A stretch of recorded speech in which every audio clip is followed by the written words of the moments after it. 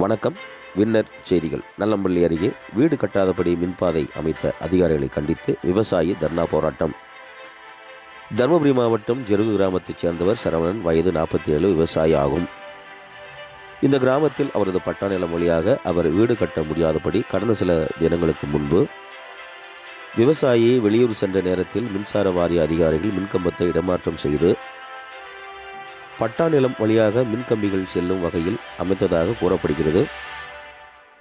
இவ்வாறு அமைத்ததற்கு முன்பே விவசாயி சரவணன் தனது பட்டா நிலம் வழியாக மின்கம்பங்கள் அமைப்பதை தவிர்க்க கோரி தமிழ்நாடு முதலமைச்சர் தனிப்பிரிவிற்கும் தருமபுரி மாவட்ட மின்சார வாரிய உயர் அதிகாரிகளுக்கும் மனு கொடுத்துள்ளார். விவசாய எதிர்ப்பு தெரிவித்து கொடுத்த மனுவை கண்டுகொள்ளாத அதிகாரிகள் தனிநபர் ஒருவருக்காக விவசாயி இல்லாத நேரம் பார்த்து அவரது வீட்டு முனையின் மேல் செல்லும் வகையில் அவசரமாக மின்கம்பம் மாற்றி அமைத்துள்ளனர். இதனை அறிந்த விவசாயி சரவணன் நேற்று அவரது உறவினர்களுடன் ஒன்று திரண்டு பாளையம்புதூர் மின்வாரிய உதவி பொறியாளர் அலுவலகம் முன்பு வீடு கட்டாதபடி மின்பாதை அமைத்த அதிகாரிகளை கண்டித்தும் தனது வீட்டு முனைக்கு இடையே உள்ள மின்பாதையை மாற்றி அமைக்க வலியுறுத்தி தர்ணா போராட்டம் நடத்தினர்.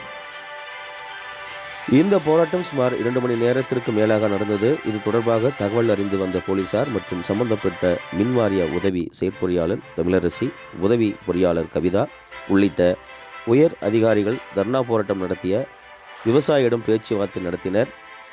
1 மணி நேர பேச்சுவார்த்தைக்கு பின் ஏற்கனவே இருந்தவாறு மின்கம்பத்தை மாற்றி அமைக்கப்படும் என அதிகாரிகள் தரப்பில் உறுதி அளித்ததைத் தொடர்ந்து 2 மணி நேர தர்ணா போராட்டத்தை விவசாயி கைவிட்டு அங்கிருந்து எழுந்து சென்றார். இந்த சம்பவம் அந்த பகுதியில் பரபரப்பை ஏற்படுத்தி உள்ளது. வின்னர் செய்திகள்.